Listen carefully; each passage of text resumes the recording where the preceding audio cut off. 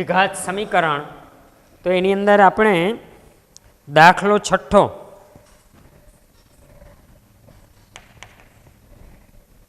એક કુટીર ઉદ્યોગ એક દિવસમાં કેટલીક માટીની વસ્તુઓ બનાવે છે.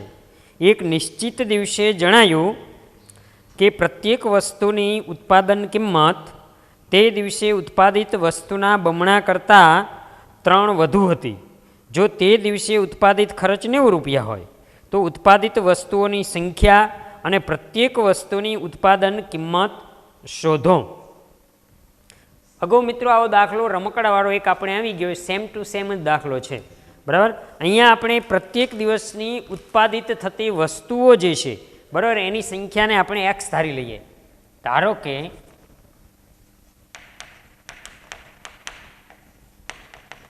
પ્રત્યેક દિવસે ઉત્પાદિત થતી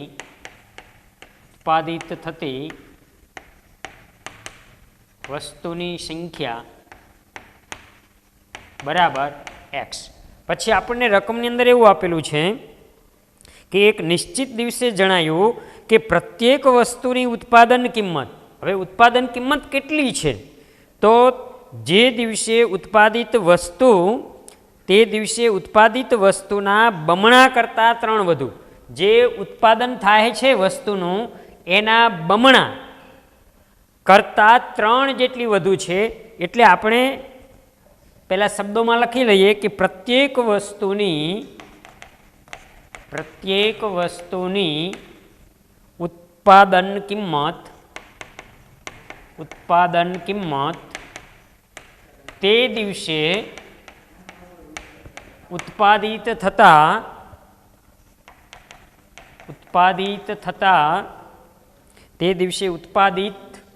વસ્તુના બમણા કરતાં 3 વધુ છે. આવું શબ્દોમાં તમને મિત્રો આપેલું છે કે વસ્તુની ઉત્પાદન કિંમત કેટલી છે, તો તે દિવસે ઉત્પાદિત જે વસ્તુઓ જે છે, વસ્તુઓની સંખ્યા જે છે, ઉત્પાદન જે થાય છે એના બમણા કરવાના, એનાથી નહીં 3 વધુ. એટલે હવે ઉત્પાદન કિંમત આપણને મળશે. તેથી ઉત્પાદન કિંમત બરાબર જે વસ્તુની સંખ્યા છે એના બમણા એટલે 2x થશે, એના કરતાં 3 વધુ એટલે +3 થશે. હવે આપણને કુલ ખર્ચ આપી દીધો છે, બરાબર, કે ઉત્પાદન ખર્ચ જે છે એ 90 રૂપિયા થાય છે. અહીંયા ઉત્પાદન ખર્ચ 90 રૂપિયા થાય છે. ચાલો હવે આપણે જોઈએ કે જે ઉત્પાદન ખર્ચ જે છે, ઉત્પાદન ખર્ચ એ વસ્તુની સંખ્યા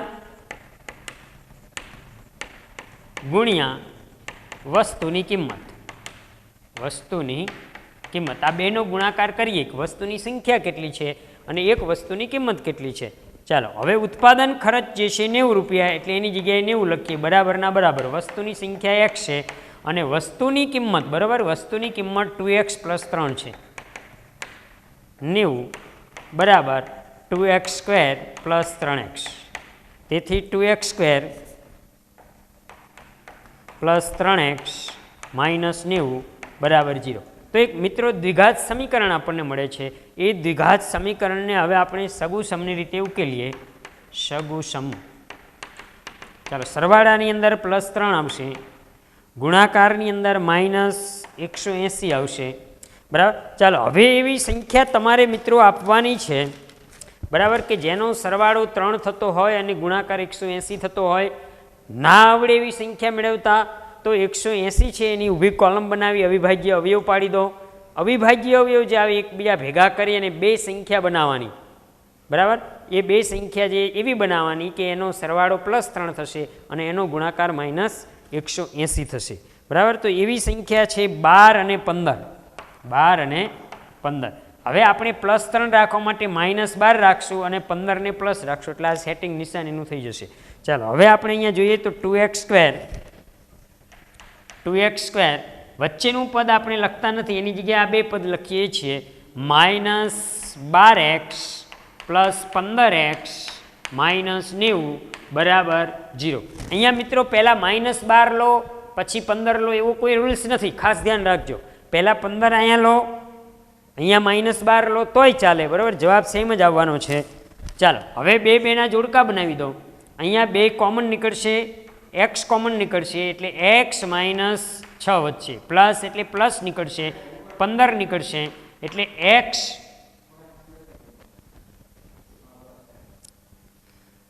x -6 બરાબર 0. તેથી x -6 બીજા કૌંસની અંદર 2x + 15 બરાબર 0. પહેલો કૌંસ છે એના બરાબર 0 અથવા બીજો કૌંસ જે છે 2x + 15 એના બરાબર 0. ચાલો એને હવે આપણે આગળ લઈ જઈએ તો x બરાબર 6 અથવા x બરાબર -15/2. હવે x એ વસ્તુની સંખ્યા છે. વસ્તુની સંખ્યા ક્યારેય ઋણ મિત્રો હોય નહીં એટલે આની નીચે આપણે લખી નાખવાનું શક્ય નથી, બરાબર. આ જે શક્ય છે એને એકને પેટીમાં પૂરી દઈએ તો હવે આપણને ઉત્પાદિત થતી વસ્તુની સંખ્યા, વસ્તુની સંખ્યા બરાબર x અને x બરાબર 6. વસ્તુની કિંમત બરાબર, અહીંયા તમને વસ્તુની કિંમત આપેલી છે, ઉત્પાદન જે થાય છે એ ઉત્પાદન કિંમત 2x + 3 છે.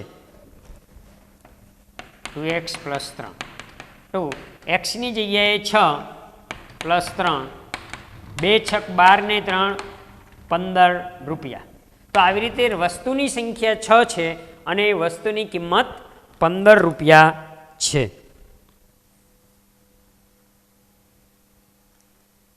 ચાલો હવે આવે છે ઉદાહરણ 10.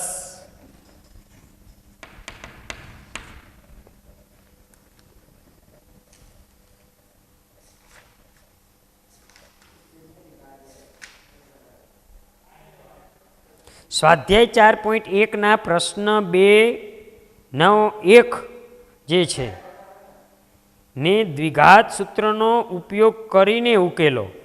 હવે મિત્રો નવું કામ ચાલુ થાય છે.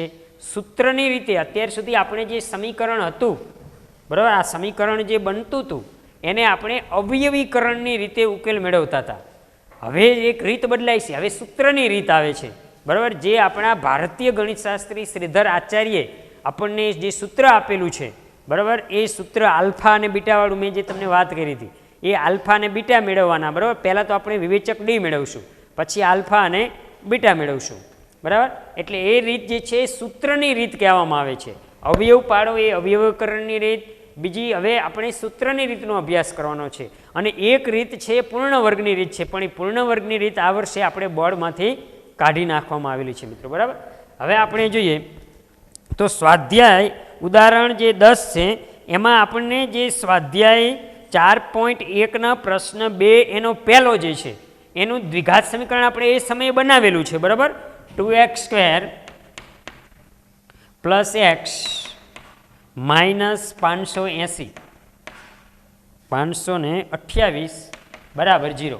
આ દ્વિઘાત સમીકરણ જે છે એને આપણે સૂત્રની રીતે મિત્રો, હવે અવયવીકરણની રીતમાં નથી, હવે સૂત્રની રીતે જવાનું થાય ત્યારે સૌ પ્રથમ તમારે જે આ સમીકરણ છે એ સમીકરણને દ્વિઘાત સમીકરણનું જે વ્યાપક સ્વરૂપ છે, બરાબર, એની સાથે સરખાવવાનું, બરાબર. એનું વ્યાપક સ્વરૂપ છે x² + bx + c બરાબર 0 સાથે સરખાવતા.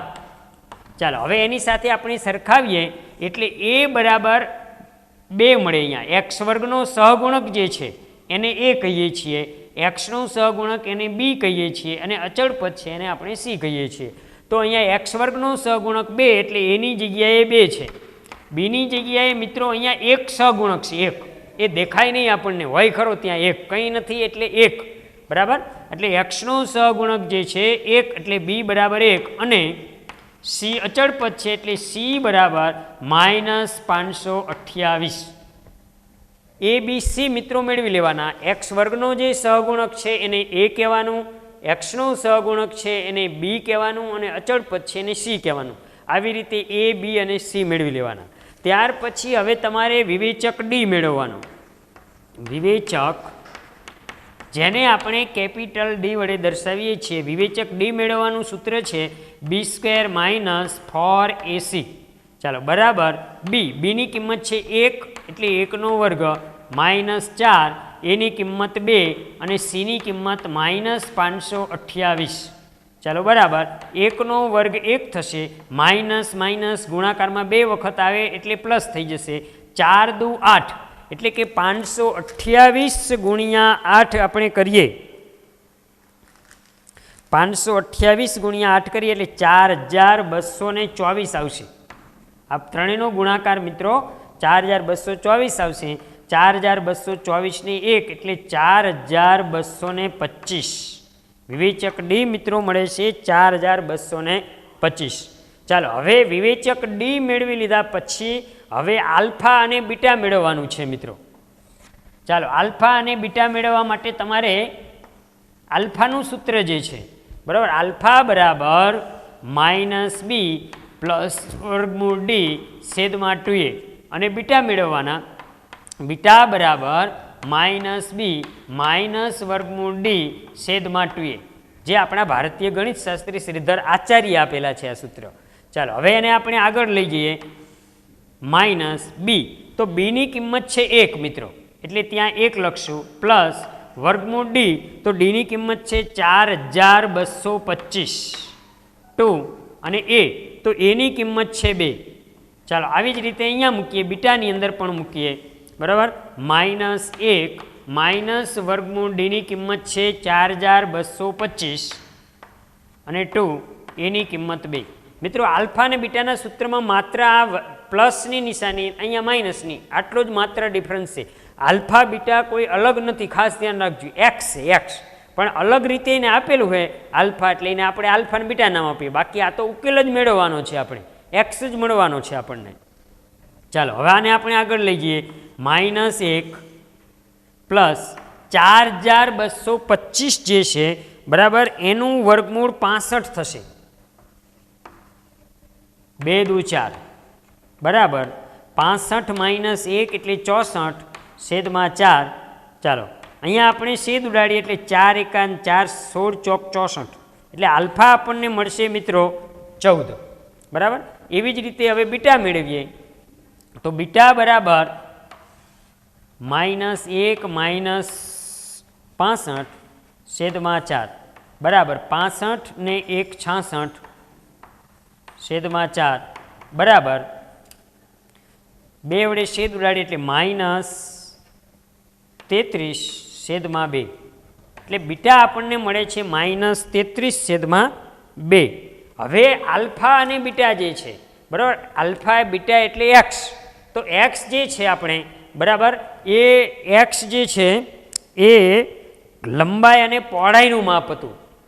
ત્યારે આપણે જ્યારે આ ઉદાહરણ 10 જે છે એની અંદર તમને આપેલું છે કે સ્વાધ્યાય 4.1ના પ્રશ્ન નંબર 2 એનો પહેલો બરાબર, તો બીજાનો પહેલો છે એમાં આપણે ધારેલું હતું લંબાઈ અને પહોળાઈ બરાબર. તો હવે આપણે ખંડની લંબાઈ પહેલાં મેળવી લઈએ.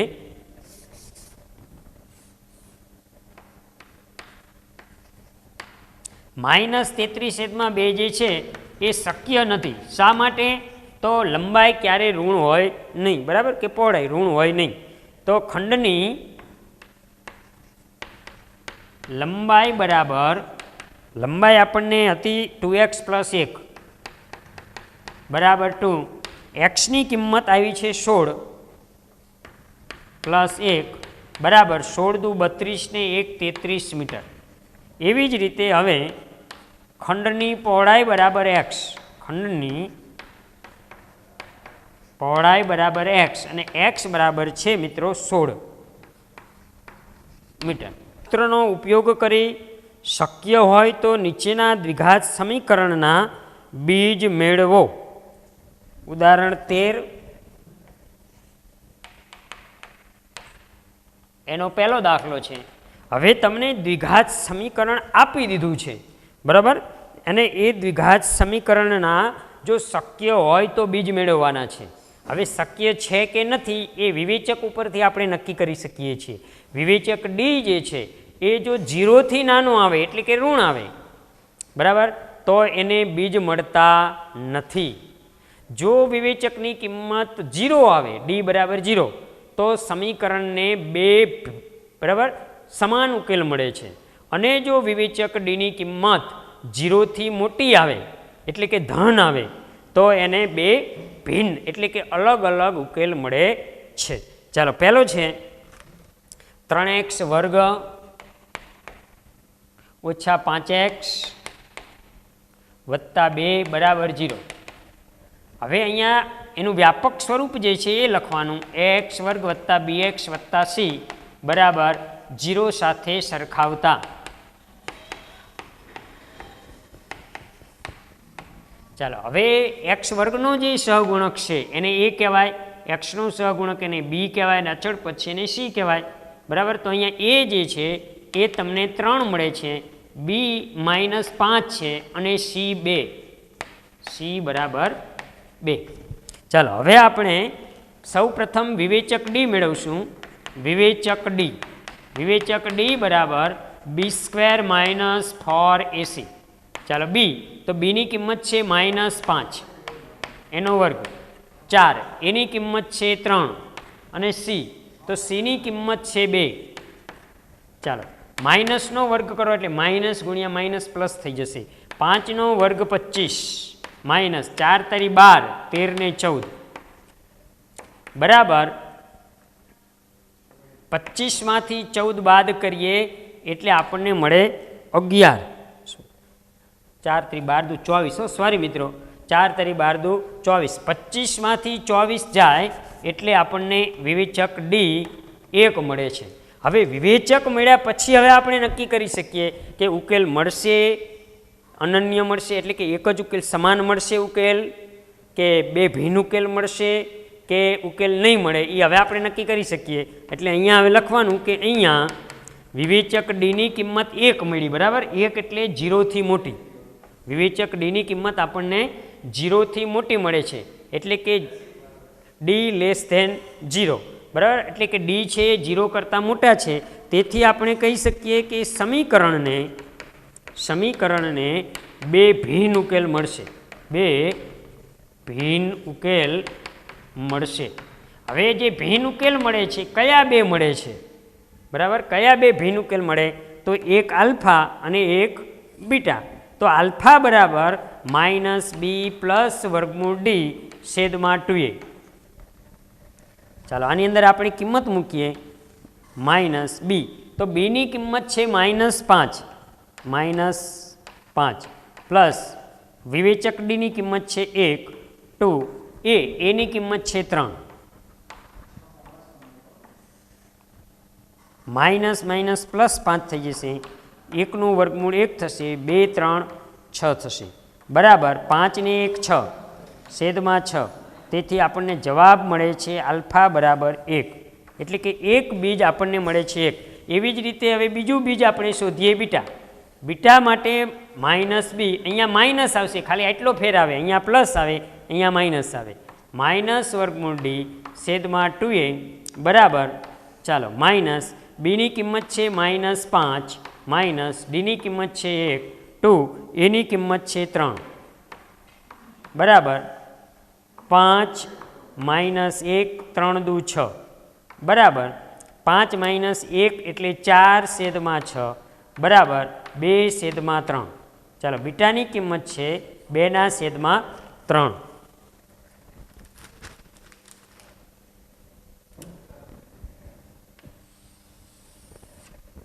ચાલો, ત્યાર પછી બીજો દાખલો છે x² + 4x + 5 બરાબર 0. અહીંયા આપણે ax² + bx + c બરાબર 0 સાથે સરખાવતા.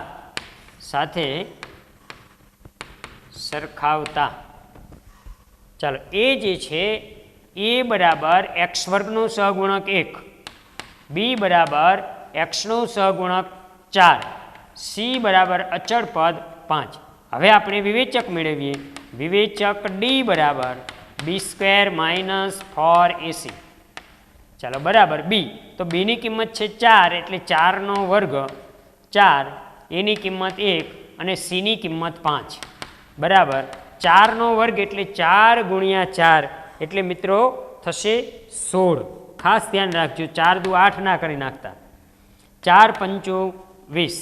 અહીંયા 16 માઇનસ 20 એટલે મોટાની આગળની નિશાની આવશે અને 20માંથી 16 બાદ થાય એટલે 4 આવશે. અહીંયા વિવેચક ડી મિત્રો -4 મળે છે બરાબર. માઇનસ એટલે 0 કરતાં નાના થયા, તો અહીંયા આપણે કહી શકીએ કે અહીંયા વિવેચક ડી જે છે બરાબર, અહીંયા વિવેચક ડીની કિંમત 0 થી નાની છે. 0 થી નાની છે. અહીંયા વિવેચક ડી 0 કરતાં નાના છે. તેથી આપણે કહી શકીએ કે સમીકરણને ઉકેલ અથવા સમીકરણને બીજ ન મળે. ચાલો, આ સમીકરણને બીજ મળતા નથી મિત્રો. ચાલો ત્યાર પછી 3 નંબર,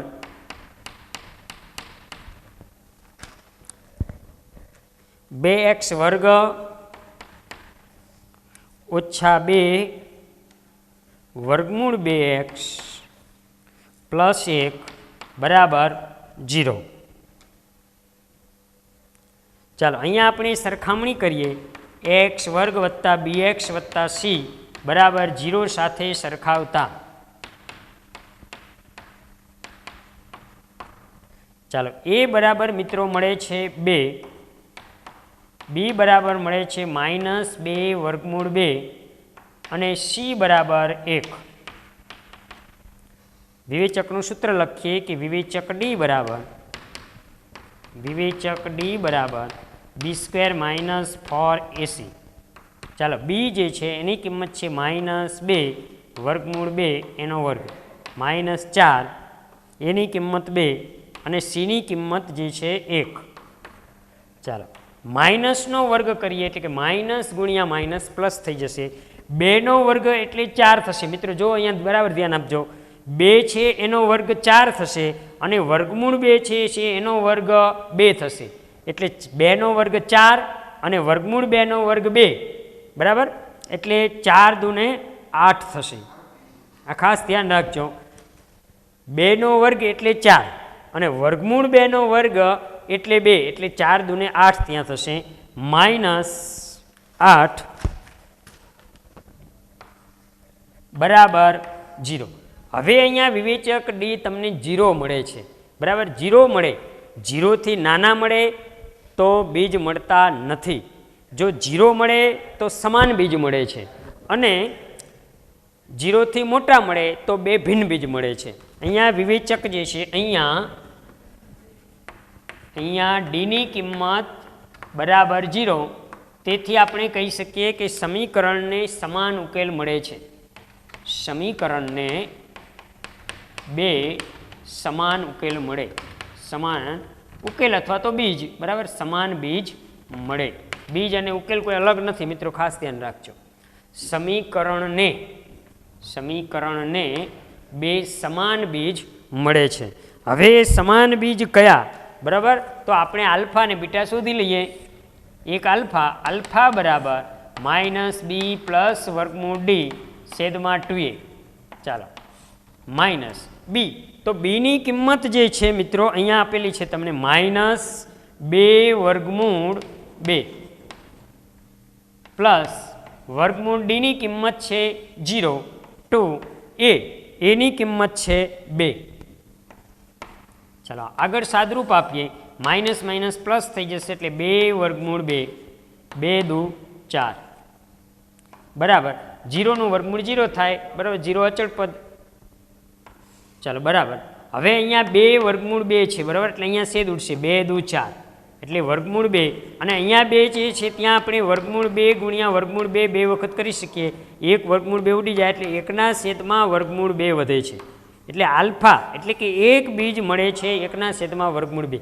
બીજું બીજ શોધશો મિત્રો બરાબર, તો એ પણ સમાન છે એટલે એ જ મળવાનું છે બરાબર. બીટા બરાબર માઇનસ બી માઇનસ વર્ગમૂળ ડી છેદમાં 2a બરાબર માઇનસ, ચાલો બીની કિંમત છે માઇનસ 2 વર્ગમૂળ 2 માઇનસ, ચાલો ડીની કિંમત છે 0 2 અને એની કિંમત છે 2 બરાબર માઇનસ માઇનસ પ્લસ થઈ જશે એટલે 2 વર્ગમૂળ 2 છેદમાં 2 દૂને 4 અથવા તો 2 ગુણ્યા 2 રાખો તોય વાંધો નથી. ચાલો બરાબર અહીંયા 2 દૂ 4 છેદ ઉડી જાય, વર્ગમૂળ 2 નીચે 2 છે ત્યાં વર્ગમૂળ 2 ગુણ્યા વર્ગમૂળ 2 કરી શકીએ. 1 વર્ગમૂળ 2 વર્ગમૂળ 2 ઉડી જાય એટલે 1ના છેદમાં વર્ગમૂળ 2 એટલે બીજું બીજ પણ આપણને સમાન જ મળશે, બીટા પણ 1ના છેદમાં વર્ગમૂળ 2. એનો પહેલો જે છે ઉદાહરણ 14 એનો પહેલો, નીચેના સમીકરણના બીજ શોધો. મિત્રો બીજ શોધવાના છે બરાબર. ચાલો 14ની અંદર પહેલો દાખલો છે એક્સ પ્લસ 1ના છેદમાં એક્સ બરાબર 3. ચાલો અહીંયા આપણે પહેલાં તો એને દ્વિઘાત સમીકરણ બનાવવું પડશે. આ એક્સને આપણે દૂર કરવા હોય તો આને જે છે આને હું એક્સ વડે ગુણું બરાબર, એક્સ એક્સ ઉડી જાય એટલે આપણે બધા જ પદને એક્સ વડે ગુણવા પડે. પહેલું પદ છે એને એક્સ વડે ગુણીએ એટલે એક્સ વર્ગ થશે, બીજા પદને એક્સ વડે ગુણશું એટલે ઈ એક્સ અને આ એક્સ ઉડી જશે એટલે 1 બરાબર, અને 3ને એક્સ વડે ગુણીએ એટલે 3x એક્સ વર્ગ, આ 3xને આ બાજુ લાવીએ એટલે માઇનસ 3x પ્લસ 1 બરાબર 0. દ્વિઘાત સમીકરણ બની ગયું બરાબર. હવે એના આપણે બીજ મેળવવા માટે આપણે હમણાં કરેલું કામ એ જ કામ કરવાનું છે કે ax વર્ગ પ્લસ bx પ્લસ c બરાબર 0 સાથે સરખાવતા. ચાલો એની સાથે સરખાવીએ આપણે એટલે a બરાબર 1 આવશે, b બરાબર માઇનસ 3 આવશે અને c બરાબર 1 આવશે. હવે વિવેચક ડી આપણે મેળવીએ. વિવેચક ડી બરાબર બી સ્ક્વેર માઇનસ 4ac બરાબર બી માઇનસ 3 એનો વર્ગ માઇનસ 4, એ બરાબર 1 અને સી બરાબર 1. માઇનસનો વર્ગ પ્લસ થશે, 3નો વર્ગ 9 થશે, માઇનસ 4 બરાબર 9માંથી 4 જાય એટલે 5. તો અહીંયા વિવેચક ડી જે છે બરાબર એ ડીની કિંમત ધન એટલે કે 0થી મોટી મળે છે. તેથી આપણે કહી શકીએ કે સમીકરણને બે ભિન્ન બીજ મળે છે. હવે બે અલગ અલગ જે બીજ મળે છે કયા, તો આલ્ફા અને બીટા. આલ્ફા મેળવીએ માઇનસ બી પ્લસ વર્ગમૂળ ડી છેદમાં 2a બરાબર માઇનસ, ચાલો બી, તો બી જે છે માઇનસ 3 છે પ્લસ ડીની કિંમત આપણે મેળવી છે 5 અને 2, એ બરાબર છે 1. ચાલો બરાબર માઇનસ માઇનસ પ્લસ થઈ જશે, વર્ગમૂળ 5ના વર્ગમૂળ 5 ને 2 એકા 2. આમાં હવે આગળ આપણે સાદરૂપ આપી શકતા નથી એટલે આલ્ફા આપણને મળે છે 3 પ્લસ √5/2. ચાલો એવી જ રીતે હવે આપણે બીટા મેળવી લઈએ. બીટા બરાબર માઇનસ બી માઇનસ વર્ગમૂળ ડી છેદમાં 2a બરાબર માઇનસ, આ માઇનસ અહીંયા માઇનસ સૂત્રના છે, બીની કિંમત છે -3 માઇનસ વર્ગમૂળ ડી વિવેચકની કિંમત છે 5, 2 એની કિંમત 1 બરાબર 3 માઇનસ વર્ગમૂળ 5 છેદમાં 2. આ આપણને બીટા મળે છે. આવી રીતે આપણને બીજ મળે છે. અને અહીંયા મિત્રો આપણે આજના પિરિયડનું કામ પૂર્ણ કરીએ છીએ.